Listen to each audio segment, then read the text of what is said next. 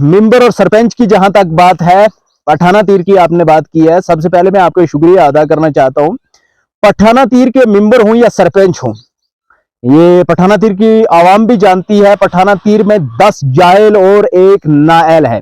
चाहे हम सरपंच की बात कर ले, चाहे मेंबर की बात कर ले, मैं पठाना तीर के मेंबरों से ये सवाल करना चाहता हूं, दावे से बोल रहा हूं, अगर वो मेंबर की मुझे डेफिनेशन सुना दे, मैं उन्हें 5,000 रुपया रिवार्ड दूंगा। दावे से बोल रहा हूं, कल तक ये जबान काट लेना, कटरे में खड़ा कर लेना, क्योंकि वो 10 जायल और एक नाअहल है।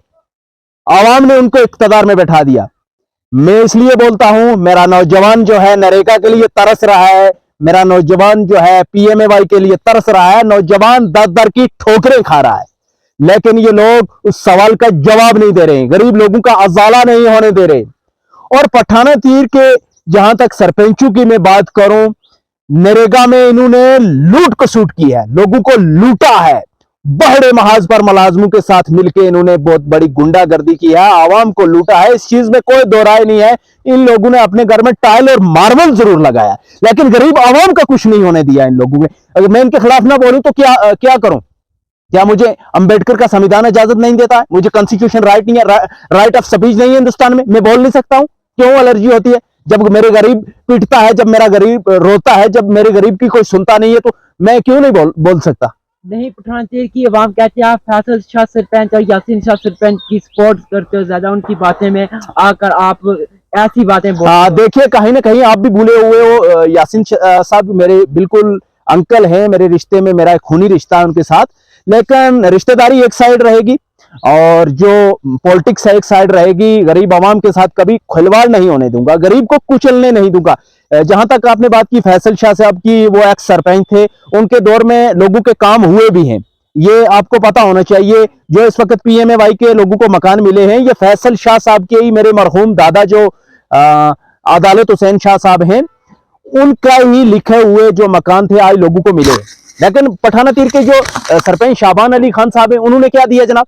मुझे बताइए ना, आप मुझ पर सवाल कर रहे हो। जहां तक आरडीडी की बात करूं, आरडीडी जो मेंढर वाले हैं, देश और दुनिया को ये लोग झूठ बता रहे हैं, देश और दुनिया को ये लोग झूठ बता रहे हैं, गरीब आवाम का ये काम नहीं होने दे रहे। हम बात करें एसबीएम स्वच्छ भारत मिशन के तहत लोगों को बाथरूम मिलने थे, 2014 में सरकार ने एक स्कीम लॉन्च की थी।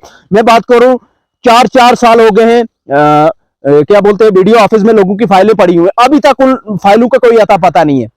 बोल रहे हैं अभी पैसा नहीं है, 4 साल हो गए। सवाल तो ये पैदा हो रहा है, पैसा कहां जाता है? एसीडी साहब से हम जब बात करते हैं, एसीडी साहब बोलते हैं कि आज की डेट में पैसे की कमी नहीं, लेकिन वो लोग जो वहां पर मुलाजम है, लोकल मुलाजम है, वो बोल रहे हैं पैसा ही नहीं है। लेकिन हद तो यहां तक बढ़ रही, करप्शन जो है, करप्शन की ये लोग भरमार कर रहे हैं। 3-3, 4-4 हजार रुपया इन लोगों ने लिया, इस चीज में कोई दो राय नहीं है, मेरे पास पूरे एविडेंस है। तो फिर जब मुझे बोलते हैं, मैं जब बोलता हूं तो मुझे बोलते हैं कि ये बदतमीजी लहजे से बात कर रहा हूं, वो एक गरीब का दर्द होता है। मैं खुद गरीब परिवार से हूं। उमर और सरपंच और आरडीडी के मुलाजिम मिलकर जो लोगों को लूटने का काम जारी किया हुआ है, क्या यहाँ पठान तीर के मेंबर और सरपंच क्यों नहीं इसके बाद आवाज उठाते? ठेका दिया है, ये सवाल तो उन लोगों को करने चाहिए थे जो इलेक्टिव रिप्रेजेंटेटिव थे, जो इलेक्ट होके आए थे। ये नहीं कि सेलेक्ट होके 10-5 लोगों ने उनको सेलेक्ट करके नहीं भेजा था, पूरी पंचायत पठाना तीर की आवाम ने उनको इलेक्ट करके भेजा था अपनी रहनुमाई के लिए कि मुश्किल वक्त में हमारी आवाज बनेंगे। इस चीज में कोई दो राय नहीं है, क्योंकि उनकी जबान में ताला लगा है, वो सरपंची के अहल ही नहीं है, वो मेंबरी के अहल ही नहीं है। मैंने पहले भी बोल दिया कि कई बार मैंने अपनी वीडियो में बोला है कि 10 जायल और एक नाअहल है, इस चीज में कोई दो राय नहीं है। मैं दावे से बोल रहा हूं, पठाना तीर का मेंबर वाजिया तौर से बोल रहा हूं, अगर मुझे मेंबरी की डेफिनेशन सुना देगा, मैं 5,000 रुपया रिवार्ड दूंगा। जायल बिठाए हुए कास्टिज्म के लोग नाम पर ये लोग इख्तियार में बैठे हैं, फलां गुज्जर है, फलां पहाड़ी है, फलां जिम्मेदार है, ऐसे लोगों ने वोट उस वक्त कास्ट किया आपने और इन लोगों को इख्तियार में बैठाया।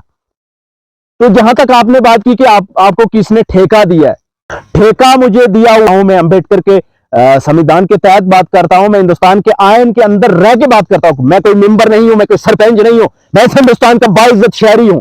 मुझे अंबेडकर का संविधान इजाजत देता है, मैं क्यों नहीं सवाल उठा सकता? ये कैसा सवाल आप मुझसे कर रहे हो? क्या मुझे अधिकार नहीं है? मैं यहाँ का हिंदुस्तान का सिटीजन नहीं हूं? क्या मेंबर होना इस चीज के लिए जरूरी है? क्या सरपंच होना इस चीज के लिए जरूरी है? क्या मैं नहीं बोल सकता हूं?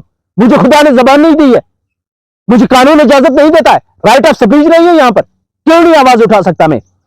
इन लोगों ने हमेशा आवाम को लूटा है और आवाम को लूटने का काम किया है। आरजेडी के मुलाजमों के साथ मिलकर इन्होंने पठाना तीर के अंदर बहुत बड़े पैमाने पर घोटाला किया है। क्या बोलते हो आप? नरेगा में इन लोगों ने बहुत बड़ी करप्शन की है। लोगों से अगर 50,000 का काम होगा, इन लोगों ने 5,000 रुपया पहले कमीशन लिया है। अगर लाख का होगा 10,000 पहले लिया है। क्या करते हो आप? इन लोगों ने की 50% शेयर है इन लोगों का उन लोगों के साथ। ये लोग कैसे जबान खोलेंगे? इन लोगों का बिजनेस चल रही है, इन लोगों की बिजनेस बंद हो सकती है अगर ये लोग उन लोगों के खिलाफ बोलेंगे। मेरा नौजवान पीएमएवाई के लिए तरसता रहा। प्रधानमंत्री आवास योजना के तहत सरकार ने लोगों को मकान देने थे, गरीब जो इस चीज के लिए मुस्तहिक था, जो लोग डिजर्व कर रहे थे, लेकिन के लिए भी इन लोगों ने